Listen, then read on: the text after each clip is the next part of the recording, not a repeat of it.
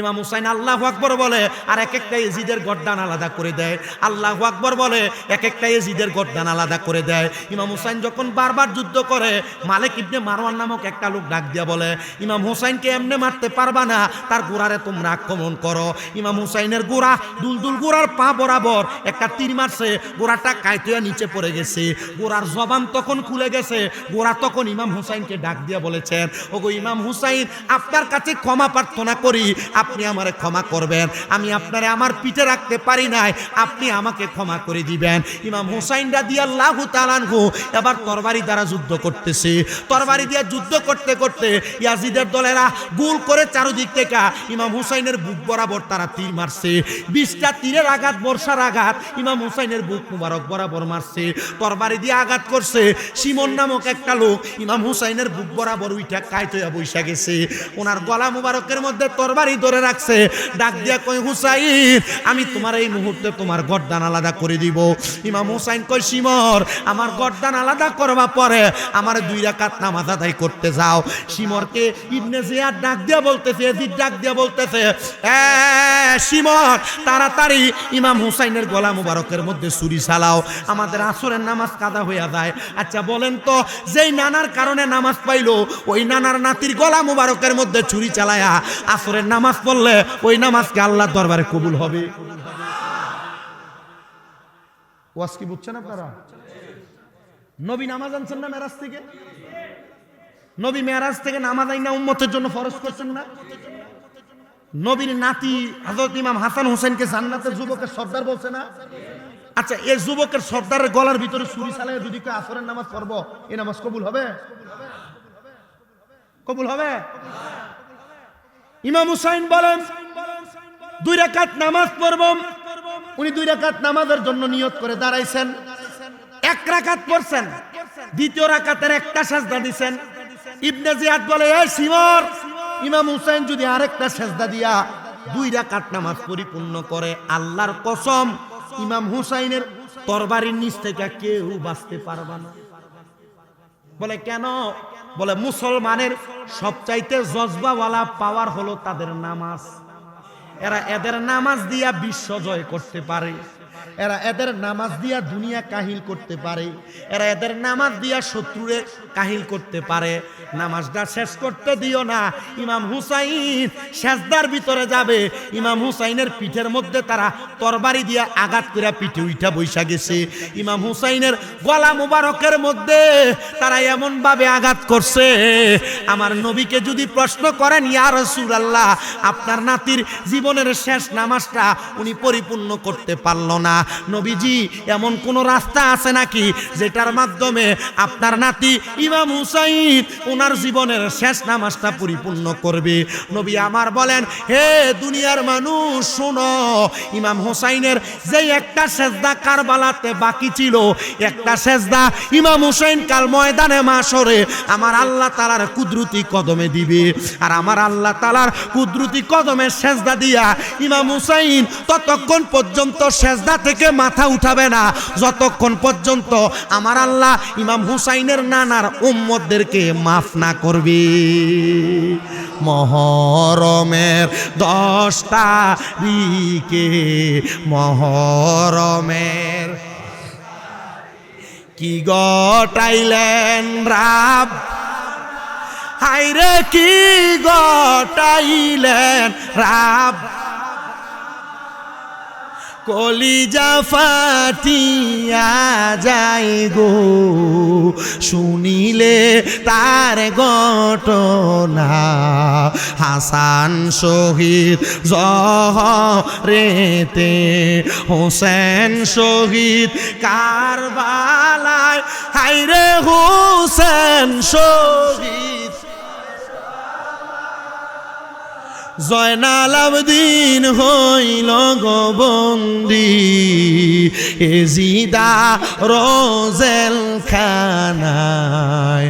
আহারে মহরমের চাঁদ রে, ও চাঁদ তুমি দেখা দিও না, ও চাঁদ তুমি দেখা দিও, তুমি দেখা দিলে মায়ের আখের পানি থামে না মহইলেন রাব হাইরে কি গটাইলেন রাব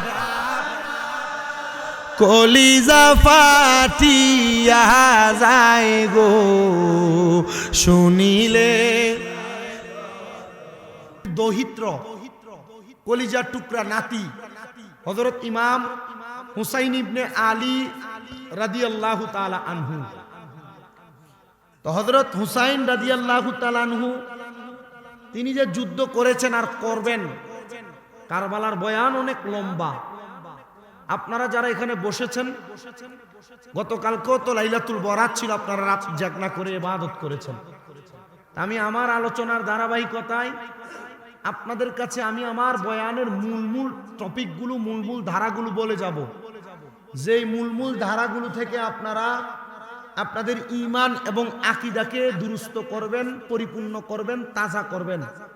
এবং ভবিষ্যতে কেউ যদি আয়েশা বলে না নবীর নাতি ইমাম হুসাইন নিজের চেয়ার বাঁচানোর জন্য এজিদের সাথে যুদ্ধ করছে, আর এজিদ কোরআনে হাফেজ ছিল, এজিদের কোনো কারবালার যুদ্ধে কোনো দোষ ছিল না, মনে করবেন এটা কাট্টা মুনাফিক বেঈমান। কথা ঠিক আছে? আমার প্রিয় মুসলমানেরা, আল্লাহর নবী রাহমাতুল লিল আলামিন নবীর মদিনাতুল মুনাওয়ারায় আপনারা যারা গিয়েছেন, মদিনাতুল মুনাওয়ারার কিবলা থেকে হাতের ডান বরাবর একটা গেট আছে, যেই গেটটা 310 নম্বর গেট নামে পরিচিত। ওই 310 নম্বর গেট থেকে হাতের ডান বরাবর যদি আপনি মাত্র 10 মিনিট হাঁটেন, একটা মসজিদ আছে, যে মসজিদটার নাম হলো মসজিদে আল কুবা। মসজিদে ওই কুবা মসজিদের ভিতরে 2 রাকাত নামাজ যদি আল্লাহর কোন বান্দা আদায় করে, তার আমল নামার মধ্যে আমার আল্লাহ তাআলা একটা উমরা হজের কবুল সওয়াব দান করে দিবেন। আমি নিজেই মসজিদের মধ্যে নামাজ 2 করে কত রাকাত পড়েছি আমি হিসাব রাখি নাই, 8 রাকাত পর্যন্ত হিসাব রেখেছি। এরপর আমি বেশি করে আদায় করেছি আল্লাহ তাআলার দরবারে কবুল করানোর জন্য। আমার নবী রাহমাতুল লিল আলামিন নবী প্রত্যেক সোমবারে ফজরের নামাজের পরে নবী আমার দুহারের নামাজ আদায় করে মসজিদে নববী থেকে নবী আমার মসজিদে কুবার উদ্দেশ্যে রওনা করতেন। নবীজি সে জায়গায় 2 রাকাত করে নামাজ আদায় করতেন। নবীজি যখন 2 রাকাত করে নামাজ আদায় করতেন, ওই মসজিদে কুবা এবং মসজিদে নববীর মাঝ বরাবর রাস্তা থেকে আরেকটু ডান দিকে একটু যদি হাঁটা হয় হেজাজ অঞ্চল, ওই হেজাজ অঞ্চলের মধ্যে আমার নবীজির কলিজার টুকরা কন্যা হযরতে খাতুনে জান্নাত মা ফাতেমাতুজ জাহরা রাদিয়াল্লাহু তাআলা আনহার বাড়ি মুবারক, হুজরা মুবারক, এবং এটার পাশে আদালতে আলী রাদিয়াল্লাহু তাআলা আনহু, যে জায়গায় হযরত আলী রাদিয়াল্লাহু তাআলা আনহু তিনার বিচার কার্য পরিচালনা করতেন। তো নবীজি যখন কুবা মসজিদে যাইতেন, মা ফাতেমার বাড়ির সামনে দিয়া আরেকটু ডাইনে গেলেন, নবীজির নানির বাড়ির পাশে একটা কূপ আছে, যে কূপের নাম হলো বীরে গার্স। নবীজির ইন্তেকালের পরে ওই বীরে গার্সের পানি দিয়া আমার নবীকে গোসল শরীফ দেওয়া হয়েছে। আবার আমার নবীজি যখন মসজিদে কুবার মধ্যে যাইতেন, ওই মা ফাতেমার বাড়ির সামনে দিয়া ওই বীরে গার্সের মধ্যে যা আমার নবী ওযু করতেন। আবার মাঝে মাঝে আমার নবী যদি ক্লান্ত অনুভব করতেন, ওই বীরে গার্সের মধ্যে আমার নবী 2 রাকাত করে নামাজ আদায় করতেন। আমি আপনাদের কাছে ওয়াজের মধ্যে যে জায়গাগুলোর কথা বলবো, প্রত্যেকটা জায়গায় আমি গুনাহগার 2 রাকাত করে নামাজ পড়ে আসছি। ওই জায়গা থেকে আমার নবী একদিন শীতের সকালবেলা বীরে গার্সের মধ্যে ওযু করে নবী আমার মসজিদে কুবার দিকে আর যাচ্ছেন না। আমার নবী শরীরের মধ্যে একটু অসুস্থ অনুভব করলেন। নবী আমার গায়ের মধ্যে কালো রঙের একটা পশমি চাদর লাগায়া আমার নবী যে শীতের সকালবেলা রওনা করলেন। কিন্তু আমার নবীর কলিজার মধ্যে একটু টান টান অনুভব হয়ে গেল। নবী আমার চিন্তা করতেছেন আর বলতেছেন, যদি আমি এই মুহূর্তে আমার কন্যা হযরতে ফাতেমার বাড়ির মধ্যে যাইতাম, আমি সেই জায়গার মধ্যে একটু অপেক্ষা করতাম, একটু আরাম করতে পারতাম। তো আমার নবীজির যেমন কথা তেমন কাজ। নবী আমার শীতের সকালবেলা খাতুনে জান্নাত ফাতেমাতুজ জহরার বাড়ির সামনে গেলেন। যাওয়ার পর আমার নবী সালাম দিলেন, আসসালামু আলাইকুম ওয়া রাহমাতুল্লাহি ওয়া বারাকাতুহু। আপনারা একটু চিন্তা করে দেখেন, একজন নবী রাহমাতুল লিল আলামিন নবীজি ওনার নিজের কন্যার বাড়িতে গিয়েছেন, মেয়ের জামাইয়ের বাড়িতে গিয়েছেন, কিন্তু মেয়ের জামাইয়ের বাড়ির সামনে যাইয়া দরজার মধ্যে আঘাত করে ডাইরেক্ট নাম ধরে ডাক না দিয়া আমার নবী কত সুন্দর সালাম বিনিময় করলেন। তাহলে আমরা প্রত্যেকটা মুসলমানের শিক্ষা গ্রহণ করা দরকার, প্রত্যেকটা মা বোনের শিক্ষা গ্রহণ করা দরকার। আমরা যখন কোনো মানুষের ঘরের দরজার সামনে যাব, আমরা ডাইরেক্ট তাদের ঘরের মধ্যে আব্দুর রহিম আসো নাকি বলে ডাইরেক্ট ঘরে প্রবেশ করব না, অমুক আসো নাকি বলে ঘরের মধ্যে প্রবেশ করব না। আমরা তার ঘরের দরজার মধ্যে সালাম প্রদান করব। নবী আমার একবার সালাম দিয়েছেন, দরজা খুলতেছেন না। দুইবার সালাম দিলেন, দরজা খুলতেছেন না। তিনবার সালাম দিলেন, আমার নবী অপেক্ষা করলেন। অপেক্ষা করার সাথে সাথে হঠাৎ করে ঘরের দরজা খুলে দেওয়া হলো। আর মিশকাতুল মাসাবির বাবু সালামদের মধ্যে হাদিস বর্ণিত, বেশি উপরের কোন ক্লাসের হাদিসের কিতাব পড়া লাগবে না, মাদ্রাসার ক্লাস 9-10 এর হাদিসের কিতাব পড়ে দেখবেন। বাবু সালামদের মধ্যে নবী আমার বলেন, কোন মানুষ যখন কোন মানুষের ঘরের দরজায় যাবে, তিনবার সালাম প্রদান করবে। যদি ঘরের মধ্য থেকে সালামের জবাব না আসে, তাহলে তারা যেন ওই ঘরের মধ্যে প্রবেশ না করে চলে আসে। ও মুসলমান, যদি আপনি আপনার মা বাবার ঘরের মধ্যেও যান, জবাব না আসলে আপনি আপনার মা বাবার ঘরে প্রবেশ করা পর্যন্ত হাদিসে নিষেধ। এবার আপনারা বলেন, আমার নবীর হাদিসে মুবারাকা মোতাবেক আমাদেরকে আমল করার দরকার আছে নাকি নাই? আপনারা কি ওয়াজ বুঝতেছেন? আরো বুঝতেন যদি সাউন্ডটা ডাইরেক্ট আপনাদের কানে লাগতো। সাউন্ডটা এটা নয়েজ করতেছে, নয়েজ করে কোন রকম আসতেছে। আর আমি এই পরিস্থিতিতে ওয়াজ করতে আমারও কষ্ট হচ্ছে। আমি যে কথা বলতেছি, আমি খুব প্রেসার দেওয়া লাগতেছে। আমি প্রেসার দিয়ে ওয়াজ করি না। ওই যে সেই আগস্ট মাস থেকে আলোচনা করা শুরু হয়েছে, এখনো তো ভালো করে ঘুমাইতে পারতেছি না। নির্বাচনের কারণে কয়েকটা মাহফিল ক্যান্সেল হয়েছে। আল্লাহর কাছে আমি যখন কই ক্যান্সেল, আমার ঘর আমার পরিবার সবাই বলছে যে আলহামদুলিল্লাহ। মাহফিল থাকলে তো টাকা কামাইবো, এরা তো খুশি হওয়ার কথা, কিন্তু এরা মাহফিল ক্যান্সেল হওয়াতে কইছে আলহামদুলিল্লাহ। তার মানে এরা বলছে যে ক্যান্সেল হয়েছে মানে জিরাইতে পারবে। আজকে 17 দিন অসুস্থ, তবুও চলতেছে ওয়াজ। আমার বয়সের সাথে আমার ওয়াজ মাহফিলে দৌড়াদৌড়ি কাভার করতেছে না। আমার এমনি উপর দিয়ে দেখা যায় জোয়ান, ভিতর দিয়ে এটা বুড়ো হয়ে গেছে। গাড়িতে বয়ে থাকতে থাকতে মাঝার মেরুদণ্ডের হাড় কেমন জানি হয়ে গেছে, মনে হয় খুব কষ্ট হয়।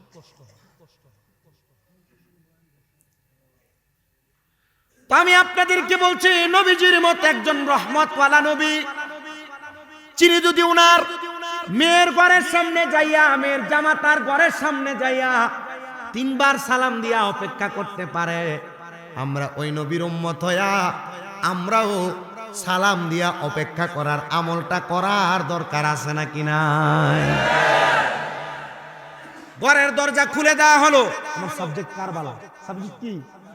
আমি কিন্তু যাচ্ছি না, কারণ কারবালায় যাইতে হইলে এটাতে বোতলজাত পানি, এটা কিন্তু আপনাদের মোটরের পানির মতো, কিন্তু এটার বোতলজাত করার আগে এটাতে সোডিয়াম, কার্বোহাইড্রেট, কার্বোনাইট অনেক কিছু দিয়া এরপর এটার প্রক্রিয়াজাত করছে যেন পানিটা শ্যাওলা না ধরে, গাদ না পড়ে, নষ্ট না হয়।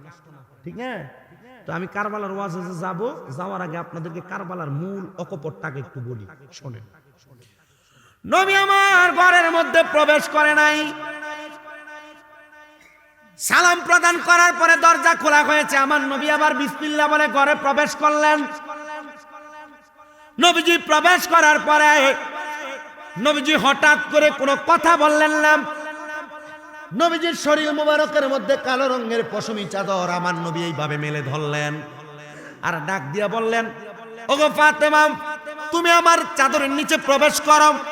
এমন টাইমে নবীজির কলিজার টুকরা মেয়ে জামাতা হযরত আলী ইবনে আবি তালিব আগমন করলেন। ও আলী, তুমি আমার চাদরের নিচে প্রবেশ করো। নবী আমার হযরতে ফাতেমা হযরতে আলী কাররামাল্লাহু ওয়াজহুকে উনার চাদরের নিচে প্রবেশ করায়া হযরত ইমাম হাসান আর হুসাইন রাদিয়াল্লাহু তাআলা আনহুকে আমার নবীজির চাদর মুবারকের নিচে প্রবেশ করাইলেন। নবী আমার মাঝখানে, হযরত আলী ডাইনে, হযরত মা ফাতেমা বামে, হাসান হুসাইন নবীজির সামনে। এবার আমার নবীজি আল্লাহর দরবারে হাত উঠাইলেন, সুবহানাল্লাহ পড়ে। নবী আমার হাত উঠিয়া দোয়া করেন, আল্লাহুম্মা হাউলাই আহলু বাইতি। আল্লাহর নবী দোয়া করলেন, আল্লাহ আপনি এদেরকে কবুল করেন, এরা হলো আমার আহলে বায়াত। ও মনবাই পাকেতে পাঞ্জাতন, নিরাকারে নিরঞ্জন, এক বস্তুতে দুই রকম বুঝায়। শরীয়তের শতেক নাম, তরিকতের নাই মুকাম, হাকিকত বুঝিলে মারফত পাই রে মন পাগলা মনুরাই। ও তুই ডুব দিলি না পাকে দরিয়ায়, ও তুই ডুব দিলি না শুভ খাইলি না এসকের দরিয়ায় রে মন পাগলা মনুরাই।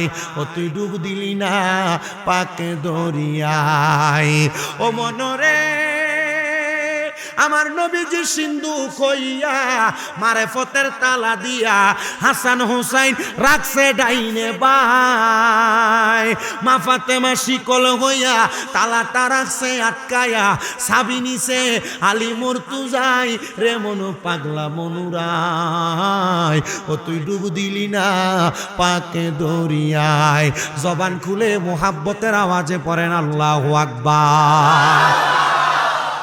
নবী রাহমাতুল লিল আলামিন নবী দোয়া করলেন, হাফেজ সাহেবদেরকে প্রশ্ন করবেন। আল্লাহ বলেন, আল্লাহর কোরআনুল কারীমের বর্ণনা, আল্লাহুম্মা হাউলাই আহলু বাইতি, আল্লাহ আপনি এদেরকে কবুল করেন, এরা হলো আমার আহলে বায়াত। নবীজি এই দোয়া করতে দেরি সাথে সাথে আমার আল্লাহ তাআলা কোরআনের আয়াত নাযিল করে দিলেন। আল্লাহ বলেন, ইন্নামা ইউরিদুল্লাহু লিইউযহিবা আনকুমুর রিজসা আহলাল বাইতি ওয়া ইউতাহিরাকুম তাতহীরা। আল্লাহ বলে, নিশ্চয় নিশ্চয় নবী, যারা আপনার বংশধর, যারা আপনার আহলে বায়াত, আমি আল্লাহ তাআলা এদের থেকে সকল প্রকার অপবিত্রতা দূর করে দিয়ে আমি আল্লাহ তাআলা তাদেরকে পবিত্র বানাইলাম। এবার আসেন নবীজির কয়েকটা হাদিসে মুবারক আমি আপনাদেরকে শোনাই। নবী আমার বলে, যারা আমার আহলে বায়াত, আহলে বায়াত কারা? নবীজি বলেন, হযরত ইমাম হাসান, ইমাম হুসাইন, খাতুনে জান্নাত ফাতেমা, হযরত আলী, আমি নবী, আমরা পাঁচজন হলাম আহলে বায়াত। নবীজি বলেন, আমার আহলে বায়াত হলো নাজাতের তরি। আহলে বায়াত হলো নূহ নবীর কিস্তির মতো, নূহ নবীর নৌকার মতো। নূহ নবীর জামানায় নূহ নবীর নৌকাতে যারা আরোহণ করেছে, তারাই নূহ নবীর নৌকাতে আরোহণ করার কারণে তারা উদ্ধার হয়েছে।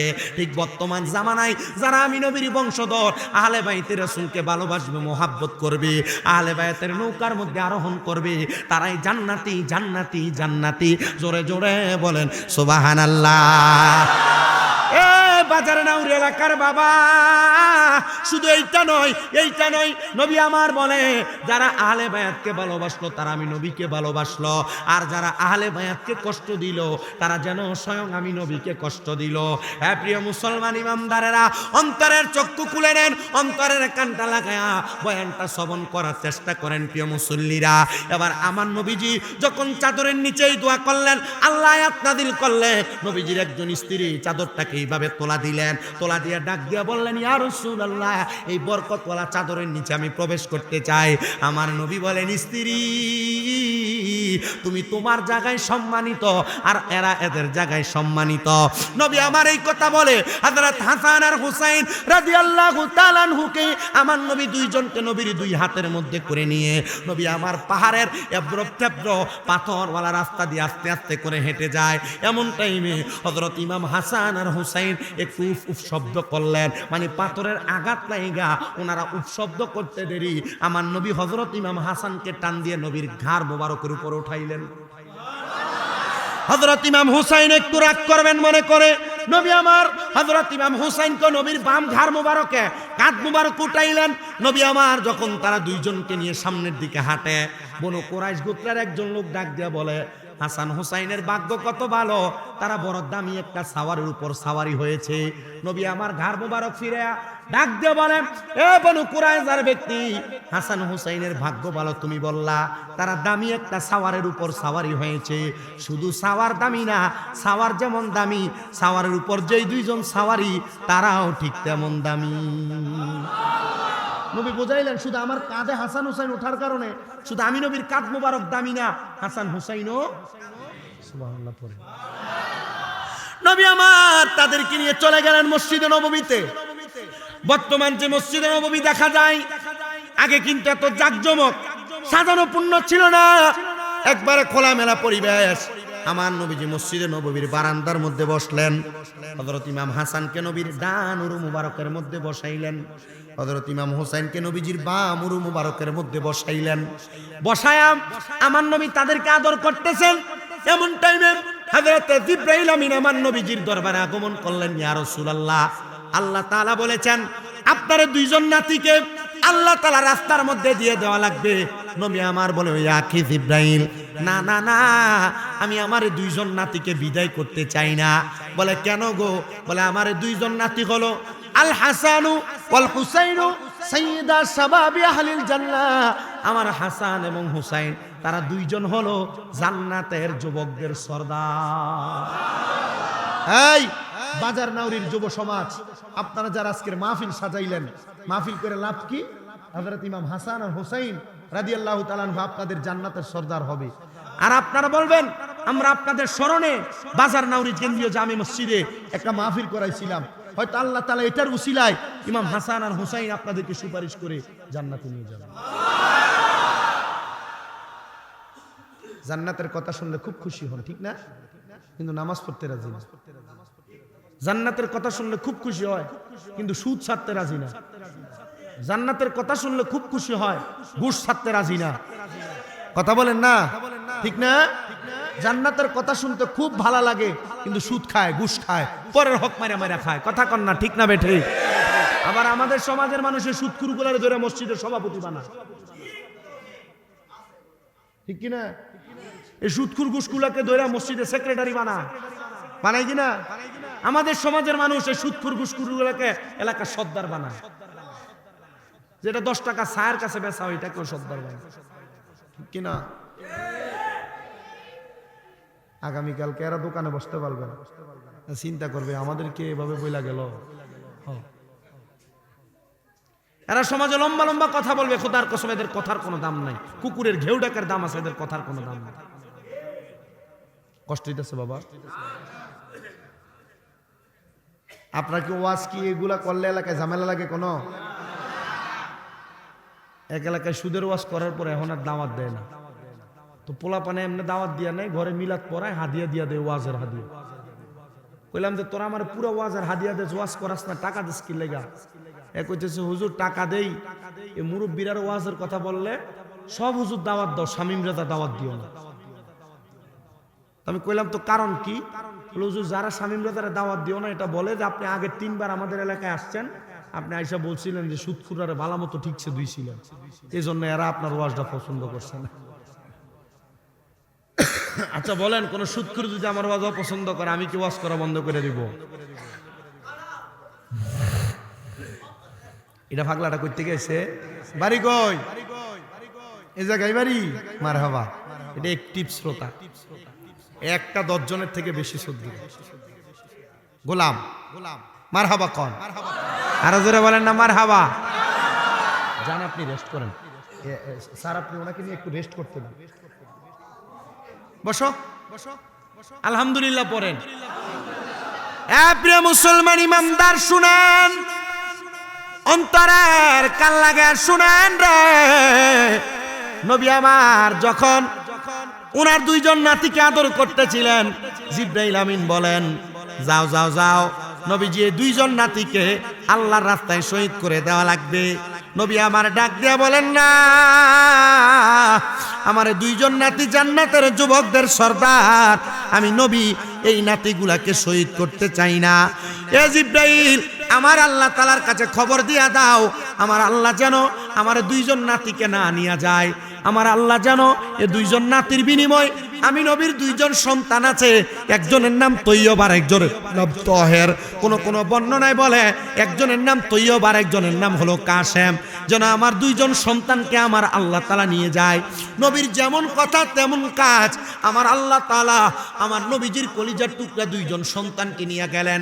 অল্প কিছুদিন পরে আমার নবীজি হাসান হুসাইনকে নিয়ে জান্নাতের যুবকদের সর্দারকে নিয়ে আবার মসজিদে নববীর মধ্যে বসে আছেন।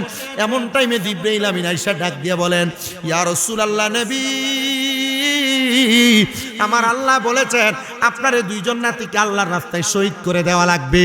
নবী আমার বলেন, জিবরাইল গো, আমার দুইজন সন্তান আমার আল্লাহ তাআলা নিয়ে গেছেন। আমি নবী এটার ব্যাপারে কোনো বাধ্যবাধকতা প্রকাশ করি নাই। জিবরাইল, আমার আল্লাহর কাছে জিগাইবানি আমার দুইজন নাতিকে যে শহীদ করা হবে, আমার আল্লাহ তাআলা এ দুইজন নাতির শাহাদাতের বিনিময় আমি নবীরে কি প্রদান করবে। নবী আমার এই কথা বলতে দেরি আমার আল্লাহ তাআলা জানায়া দেয়, জিবরাইল, আমার হাবিবকে, আমার বন্ধুকে জানায়া দাও, আমার বন্ধুর নাতিদের শাহাদাতের বিনিময় আমার বন্ধু নবী আমি আল্লাহর কাছে যা চাইবে তা দান করা হবে। জিবরাইল আমিন ডাক দিয়ে বলে, ইয়া রাসূলুল্লাহ, আপনার সব দরখাস্ত কবুল করা হবে, তবে নবীজি আপনি শুনেন না আপনার দুইজন নাতিকে কেমন করে শাহাদাত করা হবে। নবী আমার বলে, কেমন করে শাহাদাত করা হবে? আমার নবীজিকে জিবরাইল আমিন জানিয়ে দিচ্ছি, ইয়া রাসূলুল্লাহ, আপনার বড় নাতি হযরত ইমাম হাসান রাদিয়াল্লাহু তাআলা আনহু, তিনাকে এই মক্কা জমিনের কুফা নগরীর এলাকার কাফেরেরা মুনাফিকরা জহরা ডাক দিয়া বলেন, ইয়া রাসূলুল্লাহ নবী গো, আপনি নবীজি আজকে কেন এমন ভাবে হযরত ইমাম হাসান হুসাইনকে আদর করতেছেন? নবী বলে, ও ফাতেমা, তুমি আমি নবীর কাছে এটা কেমন প্রশ্ন জানতে চাইলা? আমি নবী তো প্রত্যেকদিন হযরত ইমাম হাসান আর হুসাইনকে আদর করি। ইয়া রাসূলুল্লাহ, প্রত্যেকদিন যেমন ভাবে আদর করেন, আজকের আদরটা এমন না। অন্যদিন আপনি তাদের কপালে চুম্বন করেন, তাদের গালে চুম্বন করেন, আজকে আপনি নবীজি কেন হযরত ইমাম হাসানের ঠোঁটে চুম্বন করেন, কেন হযরত ইমাম হুসাইনের গলাতে চুম্বন করেন? নবী আমার কান্না করে আর ডাক দিয়ে বলে, এ ফাতেমা, শুনো শুনো গো, আমার আল্লাহ তাআলার কথা, কুল্লাস আলুকুম আলাইহি আজরান ইল্লাল মাওয়াদ্দাতা ফিল কুরবা।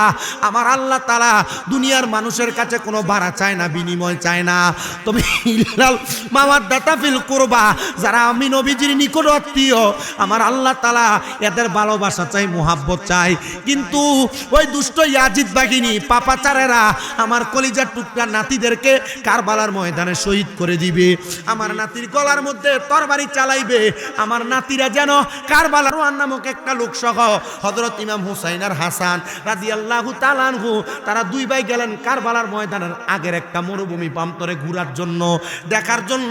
দুই ভাই দুই প্রান্তে যখন গেছেন, পাহাড়ের এক প্রান্ত থেকে আরেক প্রান্ত, ইমাম হাসানকে কুফা নগরীর মানুষ একটা বোতলের মধ্যে কইরা, একটা মস্কের মধ্যে কইরা পানি গোলায়া, পানির মধ্যে শরবতের সাথে তারা বিষ দিয়া দিছে।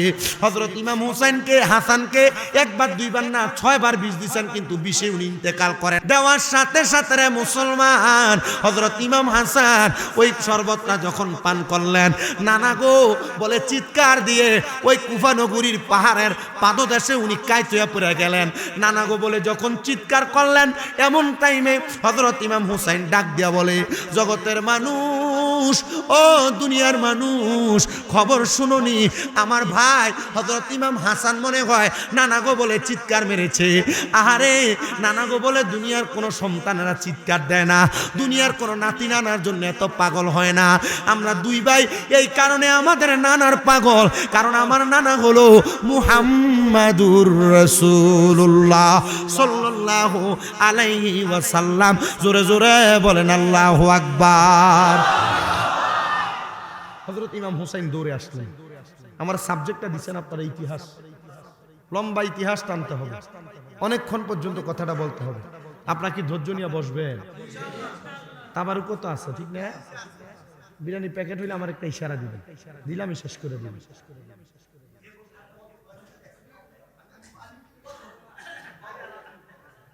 বসো না বাবা, বসো না বাবা, বসো না বাবা। এরা খেপান কেন? এরা খেপা কেন? সবাই পড়েন আলহামদুলিল্লাহ। হযরত ইমাম হুসাইন রাদিয়াল্লাহু তাআলা আনহু দৌড়ে আসলেন। দেখলেন ওনার বড় ভাই হযরত ইমাম হাসান রাদিয়াল্লাহু তাআলা আনহু উনি মাটিতে গড়াগড়ি করতেছেন। হযরত ইমাম হুসাইন জিজ্ঞাসা করতেছেন, হে ভাই আপনি গড়াগড়ি করার কারণ কি?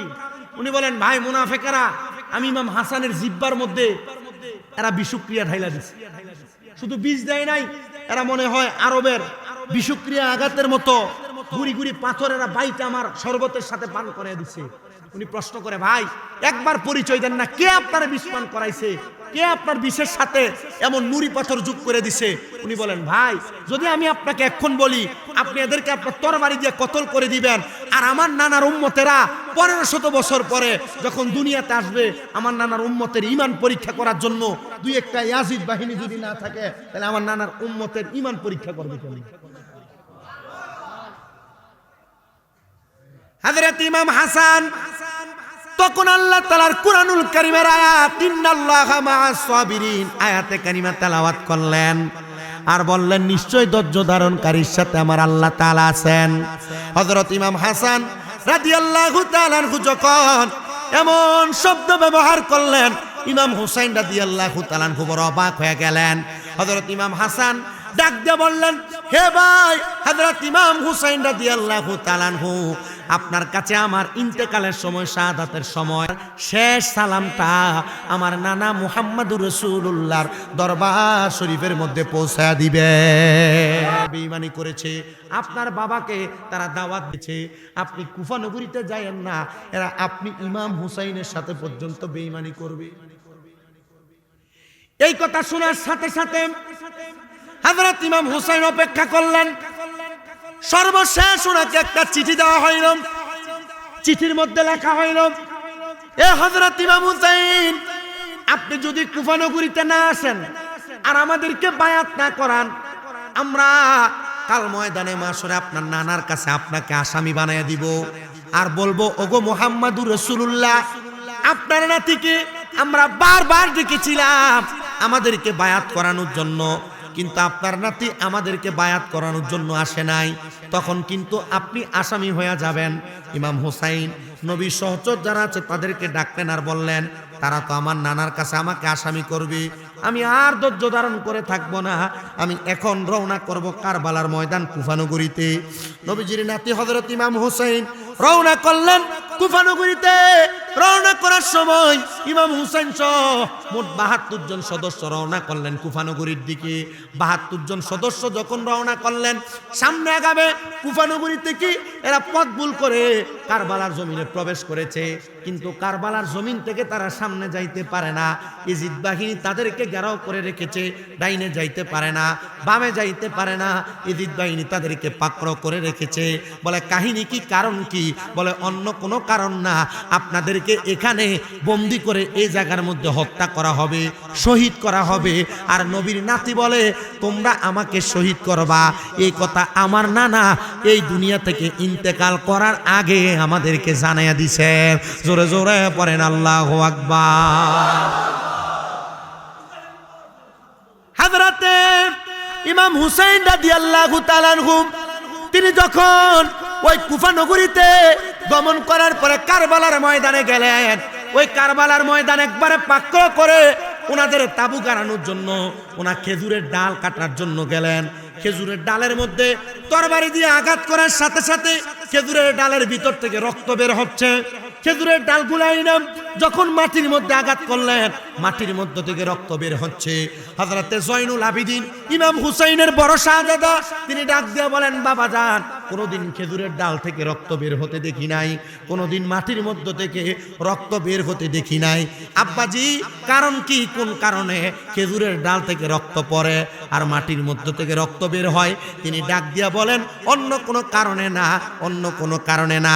এই জায়গাটা হলো সেই জায়গা যে জায়গার ব্যাপারে আমার নানা দুনিয়ার জমিনে থাকা অবস্থায় ওসিয়ত করে গেছেন। এই জায়গার নাম হলো কারবালা। আর এই কারবালার ময়দানে নবীর নাতিকে শাহাদাত বরণ করতে হবে। হযরত ইমাম হাসান রাদিয়াল্লাহু তাআলা আনহুর পরে ইমাম হুসাইন যখন কারবালার ময়দানে গেলেন, একদিন দুই দিন করে কারবালার ময়দানের সকল সদস্যরা 72 জন সদস্য একজন একজন করে বিদায় নিচ্ছে।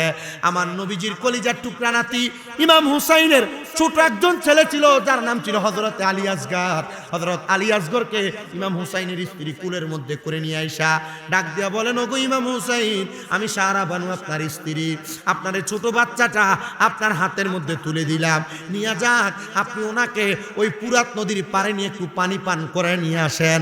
ইয়াজিদ বাহিনী আমাদের সঙ্গে দুশ্মনী করে, কিন্তু এই ছোট বাচ্চার সাথে কোনো দুশ্মনী নাই। ইমাম হুসাইন বারবার আবদার শোনার পরে ছোট বাচ্চা আলী আসগরকে নিয়ে পুরাত নদীর পারে গেলেন। ইয়াজিদ বাহিনী বললেন, ইমাম হুসাইন আসেন আসেন আসেন বলে ডেকে ডেকে নিলেন, পানি পান করবেন। এই কথা বলে ছোট বাচ্চা আলী আসগরের বুক বরাবর একটা তীর মেরে দিছে।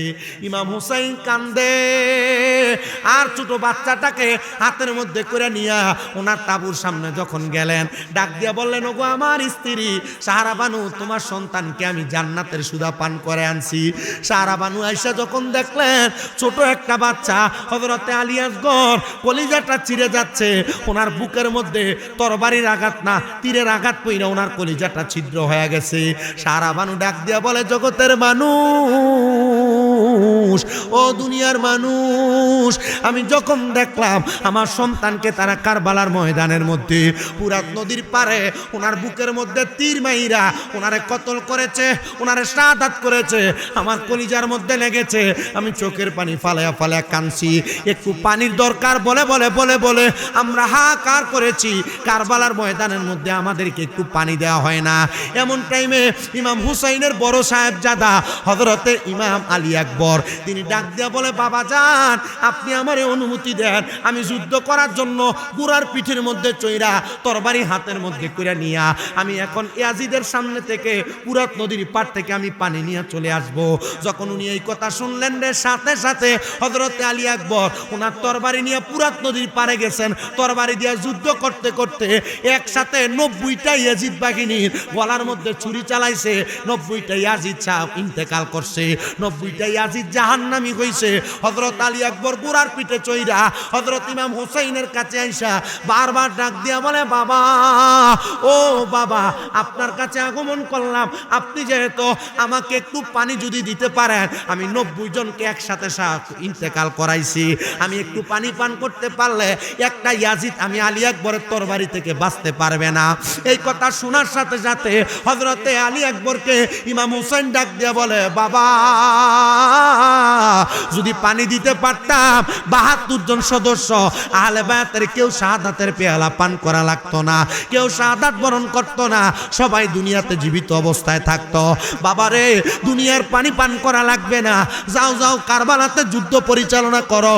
তুমি যদিও দুনিয়ার পানি না পান করো, আমার নানা মুহাম্মাদুর রাসূলুল্লাহ তোমার জন্য জান্নাতের কাউসারের পানি নিয়ে দাঁড়ায় আছে। জোরে বলেন সুবহান। এ প্রিয় মুসলমান, জান্নাতের পানি নিয়ে নবীজি দাঁড়ায় আছেন। এই কথাটা হযরত ইমাম হুসাইন বলতে দেরি হযরত আলী আকবর বলে, বাবা, আমি দুনিয়ার পানি চাই না, আমি জান্নাতের পানি পান করব। সাথে সাথে চলে গেছেন। যুদ্ধ করতে করতে হযরত আলী আকবরের গর্দান আলাদা করেছে, হাত আলাদা করেছে, বুকের মধ্যে তারা তীর দিয়ে আঘাত করেছে। ওই দিন ছিল 9 মুহররম বৃহস্পতিবার। ওই 9 মুহররম বৃহস্পতিবারে রাত্রবেলা সন্তান হারা বেদনা, নাতি হারা বেদনা, আত্মীয় স্বজন হারা বেদনা নিয়ে ইমাম হুসাইন ওনার তাঁবুর মধ্যে অপেক্ষা করতে লাগলেন। কিন্তু ইমাম হুসাইনের স্ত্রী হযরতে সাহারা বানু উনি যখন সজাগ অবস্থায় তাঁবুর মধ্যে বসে আছেন, ইমাম হুসাইন ওনার মাথাটা হযরত সাহারা বানু ডান রান মুবারকের উপরে, ডান উরু মুবারকের মধ্যে রাইখা উনি গুনগুন গুনগুন করে আল্লাহ তাআলার কোরআন শরীফ পড়তেছে। ইমাম হুসাইন ডাক দিয়া বলে, এ জগতের মানুষ শুনো, আমি যখন বিপদে পড়তাম, টেনশনে পড়তাম, আমি আল্লাহ তাআলার কোরআনুল কারীম পড়তাম। আমি আমার স্ত্রীর ডান উরুর মধ্যে মাথা রাইখা কোরআন কারীম যখন তেলাওয়াত করতেছিলাম, আমার তেলাওয়াত করতে করতে হঠাৎ একটু ঘুম লাগা গেছে। হযরত সাহারা বানু হযরতে সাহারা বানু নিজে বর্ণনা করে, হযরত ইমাম হুসাইন যখন আমার উরুর মধ্যে মাথা রেখে ঘুমাচ্ছিলেন, হঠাৎ করে ঘুম থেকে জাগ্রত হইলেন, লাফ দিয়ে উঠলেন। আমি প্রশ্ন করলাম, ও ইমাম হুসাইন, আপনি কেন এইভাবে ঘুম থেকে লাফ দিয়ে উঠলেন, জাগ্রত হয়ে গেলেন? ইমাম হুসাইন বলে, দুনিয়ার কোনো কিছু দেখে না।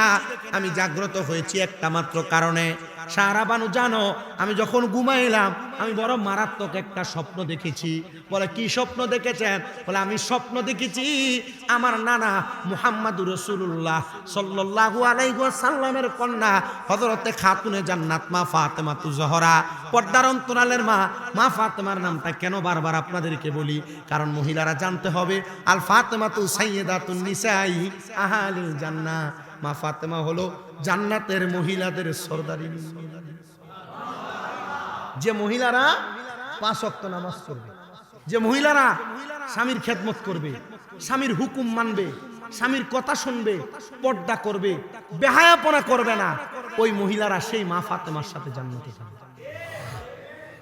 কিন্তু মহিলারা যদি বেপর্দা চলে, গায়ে হলুদে নাচে, দেবরের সাথে টিসপিটিস করে, মহিলারা জুড়ি রাস্তায় ঘুরে, ফুচকা খাইতে বেরি বান্ধে যায়, এ মহিলা কি জান্নাতে যাবে? মা ফাতেমা কি এদেরকে সুপারিশ করবে? মা বোনেরা সাবধান। আপনারা যারা স্বামীর অনুমতি ছাড়া রাস্তাঘাটে চলে যান, ঘুরতে চলে যান, মার্কেটে চলে যান, বাজারে চলে যান, স্বামী কোনো একটু পানি চাইলে ধমক দেন, তরকারিতে লবণ হইলে স্বামী ধমক দিলে উল্টা তার মা বাপরে গালি দেন, আপনি জাহান্নামী। আর আপনারা যারা ঠিক ঠিক করতেছেন, আপনারও বেটির একটু ভুল হইলে, তরকারিতে লবণ হইলে মুখ বেড়ায় মারেন, এর মা বাপ তুলে গালি দেন। দেখি না না না হুজুর, আপনি কি জানেন এটা? দেখি না। সাবধান, কখনো মহিলাদের মা বাবার নাম তুলে গালি দিবেন না। কেন? নবী সাল্লাল্লাহু আলাইহি ওয়াসাল্লাম বলেন, আমি নবী হলাম মহিলাদের বাবা। আপনি যদি আপনার বউরে অমুকের জি বইলা গালি দেন, তো গালি যেহেতু নবীর উপরে যায়, ঠিক না? আপনি আপনার স্ত্রীকে মারবেন না, আঘাত করেন না। বলে কেন? আল্লাহর নবী কয়, এই স্ত্রী তোমার কাছে সাময়িক সময়ের মেহমান মাত্র। যদি তোমরা মারো, এই মেহমান আমি আল্লাহর কাছে আবার ফিরে আসবে। আর আল্লাহর নবী বলে, এক একটা মেহমান আর মেয়ে যদি মার খেয়ে ধৈর্য ধারণ করে, আল্লাহর নবী কয় জান্নাতের 40টা হুরের খাদেমা বানান খায়, সরদারিনী বানানো হবে এক একটা মহিলাকে। আর অনকালার বেডি জামাই একটা কইলে 14টা শোনা যায়। জামাই একটা মারলে জামাই উল্টে 2টা মারে। করে কি না? করে কি না? পুরুষ নির্যাতন চলে। আপনাদের সবার কাছে আবদার, আপনি জান্নাতে যাইতে হলো আপনার স্ত্রীদের সাথে ভালো আচরণ করতে হবে। মহিলারা জান্নাতে যাইতে হলে তাদের স্বামীদের সাথে ভালো আচরণ।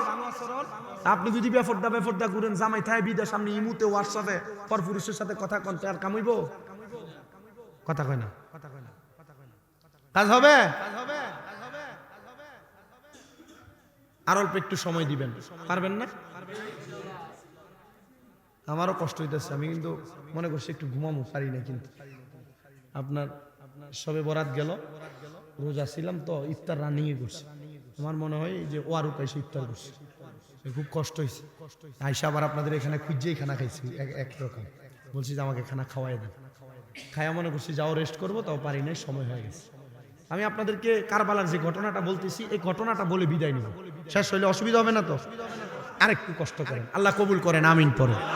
একটু মোহাব্বতে দুরূদ শরীফ পড়েন, আল্লাহুম্মা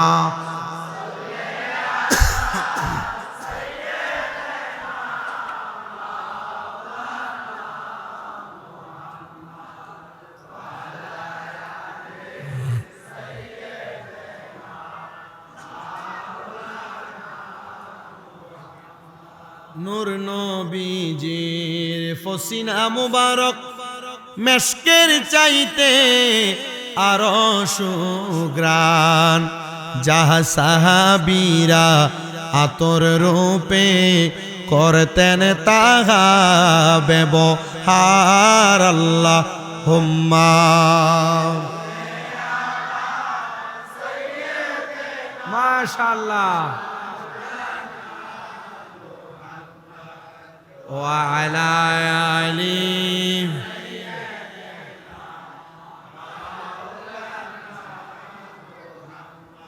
তো প্রিয় মুসলমানরা, যেই কথা বলতেছিলাম, হযরত ইমাম হুসাইন বলেন, আমি স্বপ্ন দেখলাম, আমার স্বপ্নের মধ্যে কারবালার ময়দানে সাদা রঙের কাপড় পরা, চুলগুলা এলোমেলো একজন মহিলা কারবালাতে আগমন করলেন।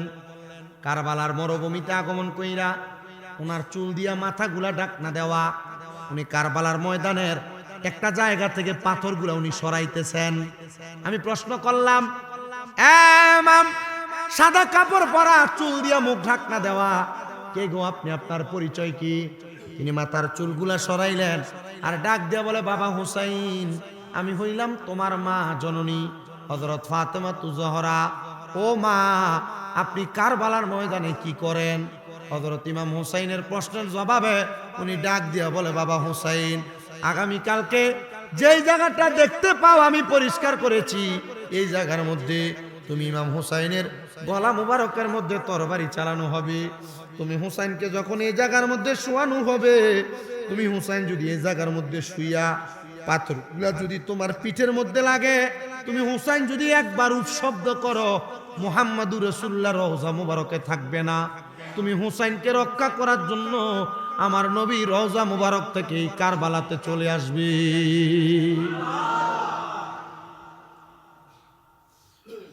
হযরত ইমাম হুসাইন ওই রাত্রে আর ঘুমান নাই। এবার ইমাম হুসাইন জাগ্রত, ওনার স্ত্রী হযরত সাহারা বানু ঘুমিয়ে গেলেন।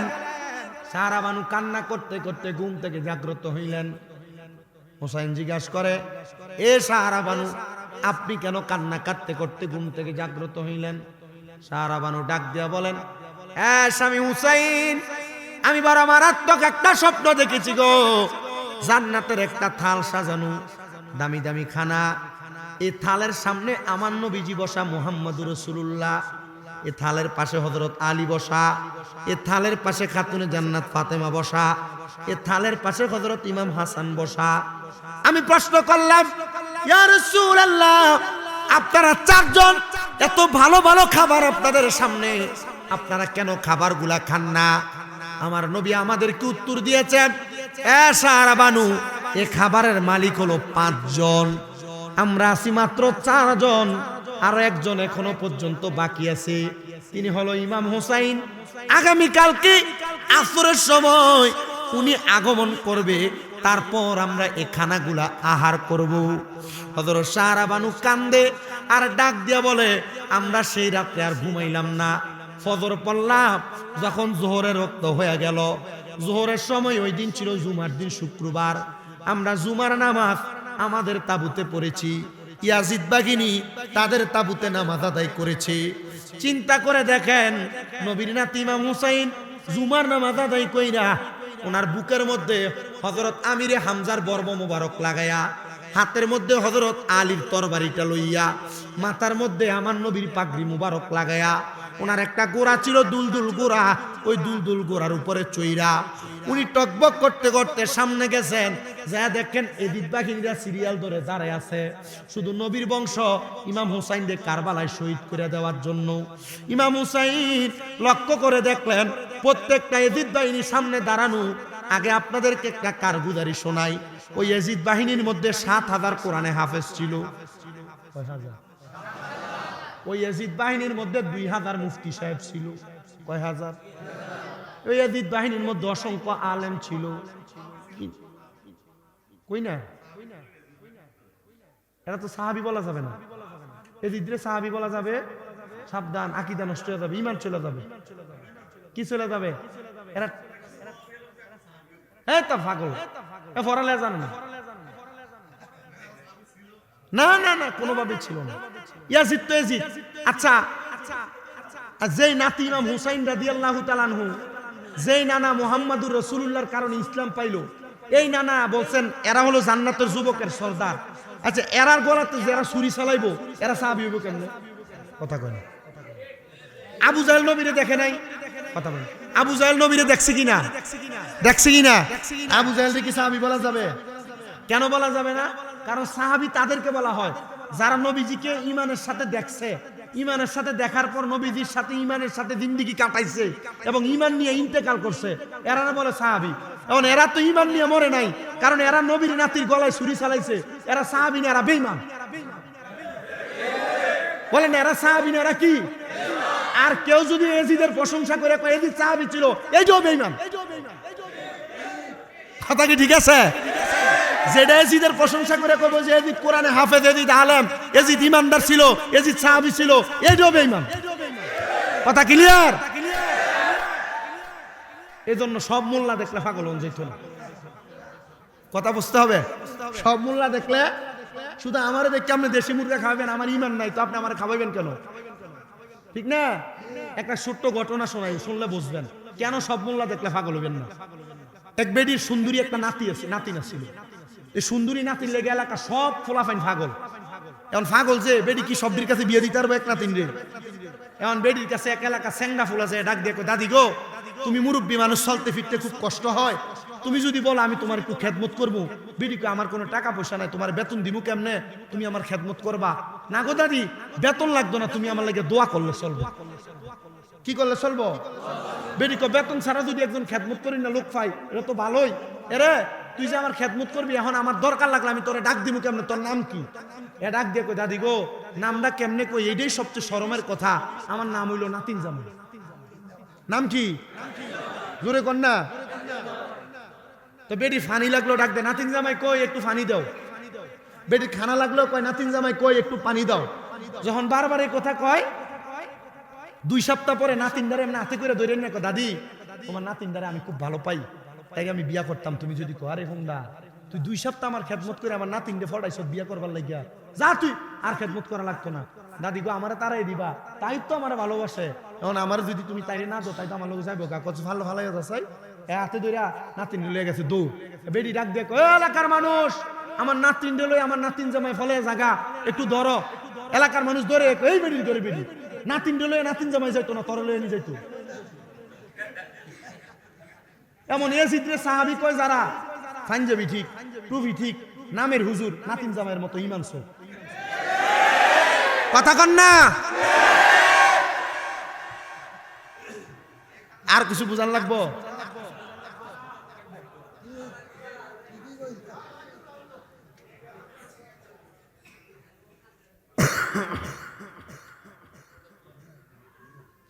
আপনাদের গাতার্থে বলছি, আমার ওয়াজ শেষের দিকে, কষ্ট হইতেছে।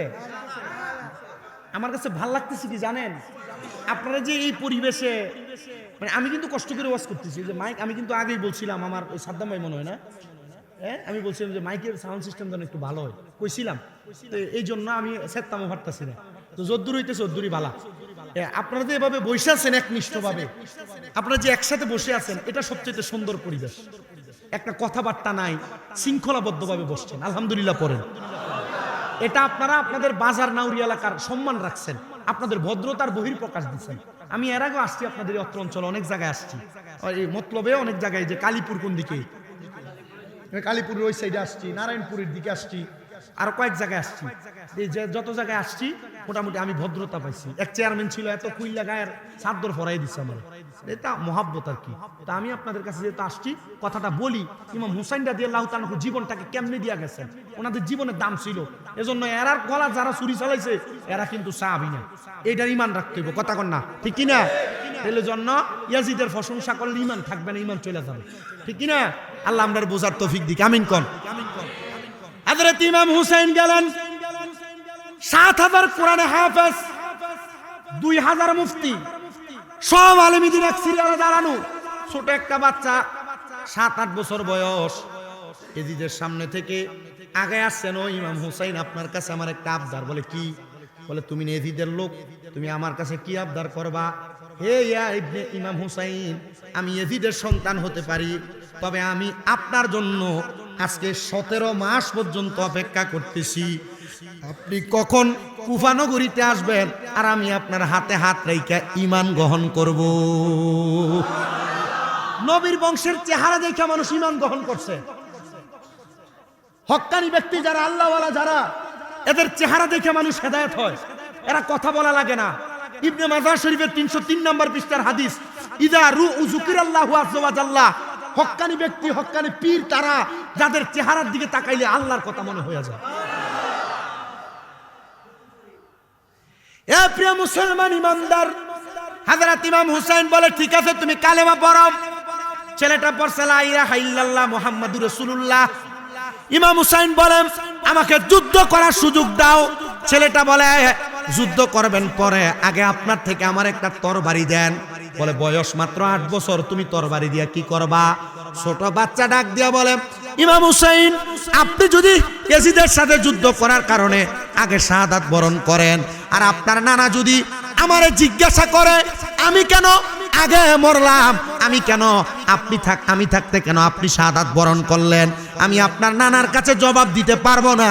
আগে আমি 8 বছরের বাচ্চা যুদ্ধ করব, তারপর আপনি ইমাম হুসাইন যুদ্ধ করবেন।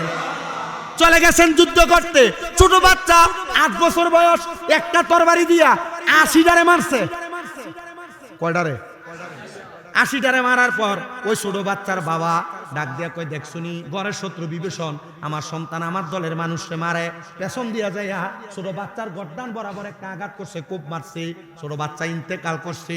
কিন্তু ইন্তেকাল করার পরে ওই ছোট বাচ্চাটার লাশটা যখন পড়ে রইল, লাশটা দেখতেছে দুনিয়ার জমিনের মানুষ, তাদের সামনে দিয়া উপরের দিকে কে যেন নিয়ে যায়, কাউকে দেখা যায় না। সবাই বলে, ওই ইমাম হুসাইন, এটা কি দেখলাম? একটা ছোট বাচ্চা যুদ্ধ করছে, 8 বছর বয়স, 80 জনকে কতল করছে। এটা তার গায়ের জোর না, ইমানের জোর। আপনারা বলেন ইমানের জোর থাকলে 100 জন আসলে একজনের সাথে পারে না, কথা কন্যা ঠিক কিনা? এই ইমাম হুসাইনের বাচ্চার উপরে নিয়ে যায়, কে নেয়? ইমাম হুসাইন বলে জান্নাতের হুরেরা নাই। বলে তার তো কোনো নামই রাখা হয় না, ইসলাম গ্রহণ করার পরে নাম কি? বলে তার নাম আমি রাখলাম হুরে জান্নাত। শামে কারবাল একটা ইতিহাস গ্রন্থ আছে, সাওয়ারিকুল মুহরিকা 2 খণ্ডের একটা ইতিহাস গ্রন্থ আছে, আল বিদায়া ওয়ান নিহায়া 16 খণ্ডের একটা ইতিহাস গ্রন্থ আছে। এই 3টা কিতাব পড়লে আপনি দেখবেন কারবালার অত্যন্ত সুন্দর ঘটনাগুলো জানতে পারবেন। যখন ছোট বাচ্চাটা নিয়ে গেছে, ইমাম হুসাইন যুদ্ধ করা শুরু করেছে। ইমাম হুসাইন আল্লাহু আকবার বলে, আর এক একটা ইয়াজিদের গর্দান আলাদা করে দেয়। আল্লাহু আকবার বলে, এক একটা ইয়াজিদের গর্দান আলাদা করে দেয়। ইমাম হুসাইন যখন বারবার যুদ্ধ করে, মালিক ইবনে মারওয়ান নামক একটা লোক ডাক দিয়া বলে, ইমাম হুসাইনকে এমনি মারতে পারবা না, তার গোড়ারে তোমরা আক্রমণ করো। ইমাম হুসাইনের গোড়া, দুলদুল গোড়ার পা বরাবর একটা তীর মারছে, গোড়াটা কাইতে নিচে পড়ে গেছে। গোড়ার জবান তখন খুলে গেছে। গোড়া তখন ইমাম হুসাইনকে ডাক দিয়া বলেছেন, ওগো ইমাম হুসাইন, আপনার কাছে ক্ষমা প্রার্থনা করি, আপনি আমারে ক্ষমা করবেন। আমি আপনারে আমার পিঠে রাখতে পারি নাই, আপনি আমাকে ক্ষমা করে দিবেন। ইমাম হুসাইন রাদিয়াল্লাহু তাআলা আনহু এবার তরবারি দ্বারা যুদ্ধ করতেছে। তরবারি দিয়ে যুদ্ধ করতে করতে ইয়াজিদের দলেরা গোল করে চারদিক থেকে ইমাম হুসাইনের বুক বরাবর তারা তীর মারছে। 20টা তীরের আঘাত, বর্ষার আঘাত ইমাম হুসাইনের বুক মুবারক বরাবর মারছে। তরবারি দিয়ে আঘাত করছে। শিমন নামক একটা লোক ইমাম হুসাইনের বুক বরাবর উইঠা কাইতয়া বইসা গেছে। ওনার গলা মুবারকের মধ্যে তরবারি ধরে রাখছে। ডাক দিয়া কয়, হুসাইন, আমি তোমার এই মুহূর্তে তোমার গর্দান আলাদা করে দিব। ইমাম হুসাইন কয়, শিমর, আমার গর্দান আলাদা করবা পরে আমার 2 রাকাত নামাজ আদায় করতে যাও। শিমরকে ইবনে জিয়াদ ডাক দিয়া বলতেছে, এজিদ ডাক দিয়া বলতেছে, শিমর, তাড়াতাড়ি ইমাম হুসাইনের গলা মুবারকের মধ্যে ছুরি চালাও, আমাদের আসরের নামাজ কাদা হইয়া যায়। আচ্ছা বলেন তো, যেই নানার কারণে নামাজ পাইলো, ওই নানার নাতির গলা মুবারকের মধ্যে ছুরি চালায়া আসরের নামাজ পড়লে ওই নামাজকে আল্লাহর দরবারে কবুল হবে? ওয়াজ কি বুঝছেন আপনারা? নবী নামাজ আনছেন না মেরাজ থেকে? নবী মেরাজ থেকে নামাজ আইনা উম্মতের জন্য ফরজ করছেন না? নবীর নাতি হযরত ইমাম হাসান হোসেনকে জান্নাতের যুবকের সর্দার বলছে না?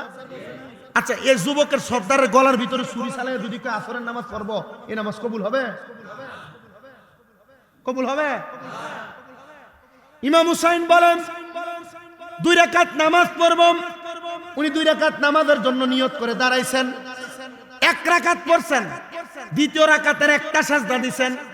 ইবনে জিয়াদ বলে, এই শিমর, ইমাম হুসাইন যদি আরেকটা সাজদা দিয়া 2 রাকাত নামাজ পরিপূর্ণ করে, আল্লাহর কসম ইমাম হুসাইনের তরবারির নিচ থেকে কেউ বাঁচতে পারবে না। বলে কেন? বলে মুসলমানের সবচাইতে জজবাওয়ালা পাওয়ার হলো তাদের নামাজ।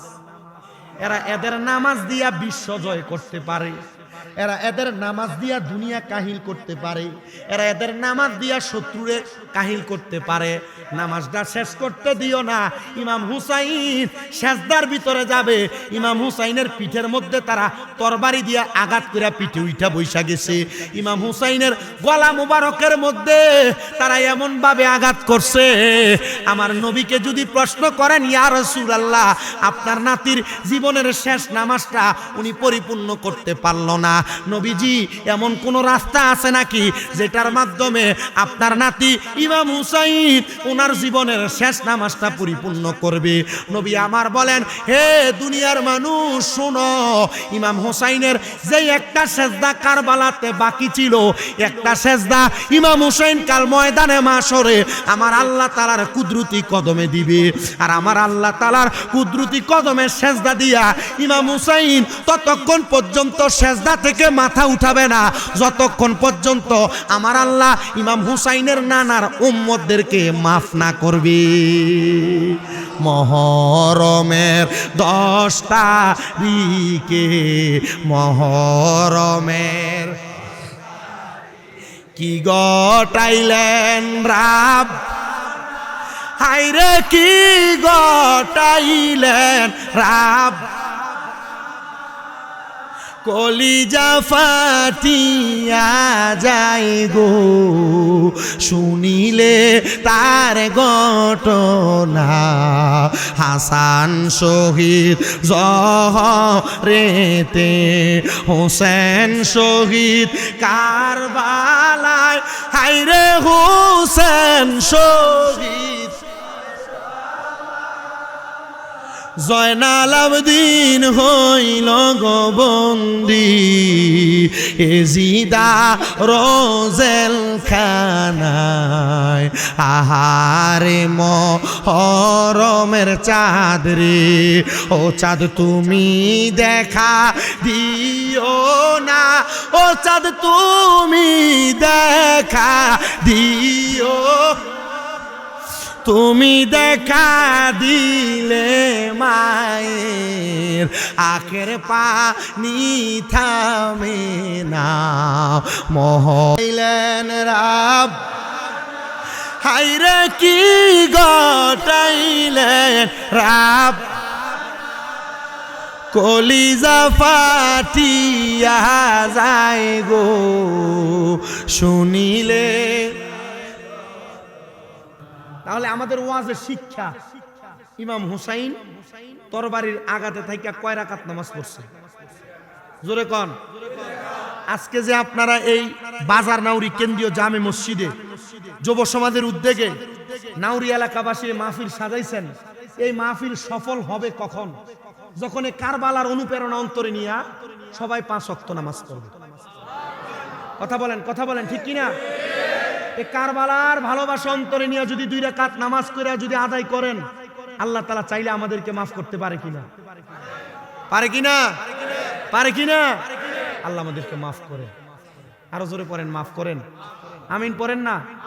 আরো জোরে পড়েন না? আমিন। সবাই পড়েন আল্লাহ আল্লাহ আল্লাহ।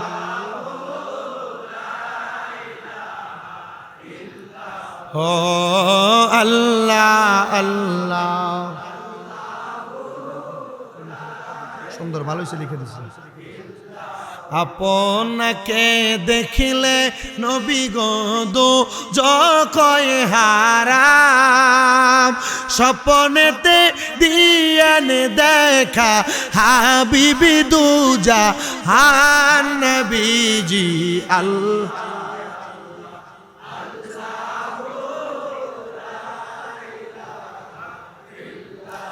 ও আল্লাহ আল্লাহ।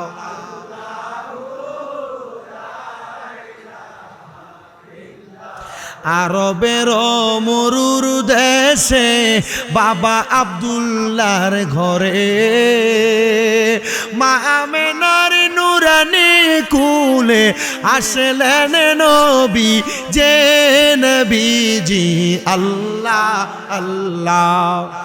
জোরে ও আল্লাহ আল্লাহ।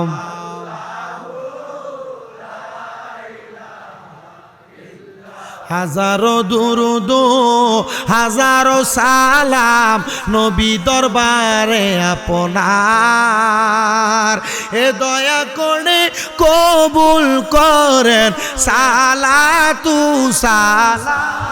আল্লাহুম্মা আমিন। আলহামদুলিল্লাহি রাব্বিল আলামিন। আসসালাতু ওয়াসসালামু আলা রাসূলিহিল কারীম রব্বানা যালামনা আনফুসানা ওয়া ইন লাম তাগফির লানা ওয়া তারহামনা লানাকুনান্না মিনাল খাসিরিন। মাবুদো ও দয়াল আল্লাহ, একটু রহমতের নজর কইরা তাকিয়া দেখেন গো আল্লাহ। এই চাঁদপুর জেলার অন্তর্গত বাজার নাউরি কেন্দ্রীয় জামে মসজিদ প্রাঙ্গণে এ এলাকার যুবকদের সার্বিক সহযোগিতায় আল্লাহ, এ এলাকার বাসীর সহযোগিতায় সুন্দর একটা জান্নাতের বাগান মাহফিল সাজাইয়া আমার সঙ্গে এলাকার দাড়ি পাকা মুরব্বী বাবারা, যুবক নৌজুয়ান ভাইয়েরা, ছোট ছোট মাসুম বাচ্চারা, পর্দার অন্তরালের আমার কত মা বোনেরা, আল্লাহ জীবনের গুনাহ মাপ পাওয়ার আশায় দুইটা হাত বাড়াইছে গো আল্লাহ। যার হাত তোমার দরবারে মায়া লাগে, পছন্দ হয়, ওই হাতের উসিলে আমাদের প্রত্যেকের জীবনের গুনাহ তুমি মাফ করে দাও মাবুদ। আল্লাহ আমরা গুনাহগার, আমরা বদকার, আমরা সিয়াকার। আমার পর্দার অন্তরালে কত মা বোনেরা হাত বাড়াইছে, কত ভাই বাবারা হাত বাড়াইছে। আমরা আল্লাহ দুনিয়ার মানুষের চোখের আড়ালে বড় গুনাহ করছি, আমরা অন্যায় করেছি, পাপ করেছি। আল্লাহ তুমি তো গুনাহ মাফকারী, আল্লাহ তুমি আমরার গুনাহগুলা ক্ষমা কইরা দাও ও দয়াল। আজকের মাহফিলে কে জানি হাত বাড়াইছে, কার জানি দুনিয়ার জমিনের মধ্যে আব্বা নাই, যেই বাবা রিক্সা চালায়া মাটি কাইটা মাথার কাম পায়া ফালায়া পরের বাড়িতে বদলার কাম কইরা সন্তানরে মানুষের মতো মানুষ করার জন্য আব্বা রক্তরে পানি বানাইছে গো। যাদের এমন আব্বা, কবরে আব্বার কবরে জান্নাতের বাগান বানায়া দাও মাবুদ গো। কে জানি হাত বাড়াইছে, কার জানি দুনিয়ার জমিনের মধ্যে মা নাই। হায়রে মা, যেই মা 10 মাস 10 দিন গর্ভে ধারণ কইরা সন্তানের প্রসব বেদনা সহ্য করতে মার বড় কষ্ট হইছে। আল্লাহ এমন মা যাদের কবরে আমার কবর জান্নাতের বাগান বানায়া দাও মাবুদ ও দয়াল আল্লাহ। যাদের মা বাবা বেঁচে আছে হায়াতে তুইও বা নসিব কইরা দাও, মরিয়া গিয়াছেন আল্লাহ ওই আল্লাহ যারার মা বাপ মাফ করিয়া দেন না গো আল্লাহ কবরে রাজাব। আম্মায়া বাপ আছে যারার কবরে তাদেরকে রাই কেন গো মায়ার নজরে। আল্লাহ কার জানি মা নাই, কার জানি বাবা নাই, আল্লাহ তাদের মা বাবার কবর জান্নাত বানায়া দাও। যাদের মা বাবা বেঁচে আছে হায়াত বাড়াইয়া দাও, আম্মা আব্বারে সুস্থ বানাইয়া দাও। আমাদের প্রত্যেকের মনের আশাগুলা তুমি পূরণ কইরা দাও আল্লাহ। আমার যে মায়ের জন্য আমার দাওয়াত করে আনছে, ওনার একটা মেয়ে অসুস্থ, তিনার মেয়েরে সুস্থ বানাইয়া দাও। ওনার একটা নাতি মারা গেছে, নাতিটারে তুমি মাফ কইরা দাও। একটা নাতি বিদেশে আছে, তারে তুমি কবুল মঞ্জুর কইরা নাও। বিশেষ করে আমার কাউসার স্যার দোয়া চাইছে, ওনারে তুমি কবুল কইরা নাও আল্লাহ। বিশেষ করে আমার সাদ্দাম ভাই আমার যে মামা ওনারা দাওয়াত করে আনছে, ওনাদের দাওয়াত তুমি কবুল মঞ্জুর করে নাও আল্লাহ। বিশেষ করে আজকের মাহফিলের মধ্যে যারা টাকা দিয়া, পয়সা দিয়া, শ্রম দিয়া, বুদ্ধি দিয়া, পরামর্শ দিয়া, গায়ে খাইটা পর্যন্ত সহযোগিতা করেছে আল্লাহ, প্রত্যেকের সহযোগিতা তুমি কবুল মঞ্জুর করে নাও। পর্দার অন্তরালে আমার অনেক মা বোনেরা হাত বাড়াইছে, আমার মা বোনদেরকে তুমি কবুল করে নাও আল্লাহ। যে যুব সমাজ কষ্ট করেছে আল্লাহ, ভলান্টিয়ারের দায়িত্ব পালন করেছে আল্লাহ, তাদেরকেও তুমি কবুল মঞ্জুর করে নাও। ইমাম হুসাইন যেমন ভাবে নামাজ আদায় করেছে শাহাদাতের 1 সেকেন্ড আগেও আল্লাহ, আমাদেরকে তেমন নামাজি হিসেবে তুমি কবুল করে নাও। এলাকার প্রত্যেকটা প্রবাসী যারা বিদেশে আছে আল্লাহ, তাদেরকেও তুমি কবুল করে নাও। এই এলাকার উপরে নাউরির উপর তোমার খাস রহমত বরকত দান করে দাও। সোনার বাংলাদেশের উপর তোমার খাস রহমত বরকত দান করে দাও আল্লাহ। ফরিয়াদ তোমার দরবারে গো আল্লাহ। আমার কলিজার টুকরা নোমান ভারতের আসামে বাড়ি আল্লাহ, আমার নোমানে দোয়া চাইছে, একটা দোকান দিয়েছে বাছাই এন্টারপ্রাইজ আল্লাহ। আমার নোমানদের বাছাই এন্টারপ্রাইজ এই দোকানটার ব্যবসা বাণিজ্য তুমি বরকত দান করে দাও আল্লাহ। তার ব্যবসা বাণিজ্যের মধ্যে তুমি তারাক্কি নসিব করে দাও। ফরিয়াদ তোমার দরবারে আল্লাহ। ও মাবুদ পরওয়ারদিগারে আলম, কিছুদিন পরে 12 ফেব্রুয়ারি বাংলাদেশে জাতীয় নির্বাচন হবে। জাতীয় নির্বাচনের নির্বাচনের মাধ্যমে আল্লাহ যাদের দ্বারা বাংলাদেশের মানুষের উন্নতি হবে, উপকার হবে, এমন একটা দলকে ক্ষমতায় দিয়া আল্লাহ বাংলাদেশের মানুষকে, বাংলাদেশের পরিস্থিতিকে আপনি শান্ত করে দেন। ও দয়াল, ফরিয়াদ তোমার দরবারে গো আল্লাহ, আমরা গুনাহগারেরা হাত বাড়াইলাম, আমাদের জীবনের গুনার দিকে না তাকাইয়া বারবার মক্কা মদিনা তাওয়াফ জিয়ারত নসিব করায়েন আল্লাহ। এই এলাকার সাবেক চেয়ারম্যান জনাব আবুল হোসেন খন্দকার হুজুর, উনি চেয়ারম্যান সাহেব ইন্তেকাল করেছে, ওনার জন্য দোয়া চাওয়া হয়েছে। আল্লাহ ওনাকে আপনি জান্নাতের আলা মুকাম নসিব করে দেন। ফরিয়াদ তোমার দরবারে আল্লাহ, যারা যারা দোয়া চাই প্রত্যেকের কাজ দোয়া তুমি কবুল করে নাও। মা বোন, মুরব্বী, বাবা, যুব সমাজ সবাইকে কবুল করে নাও। যারা আসতে পারছে তারাই কবুল করো, যারা আসতে পারে নাই তাদেরকেও মাফ করে দাও। আল্লাহ আমাদের প্রত্যেকের মনের নেক আশা পূরণ করে দাও, আমাদেরকে সহি সালামতে পৌঁছার মতো তৌফিক দান করে দাও। মরণ দিবা দুঃখ নাই, বেঈমান বানায়া মরণ দিও না।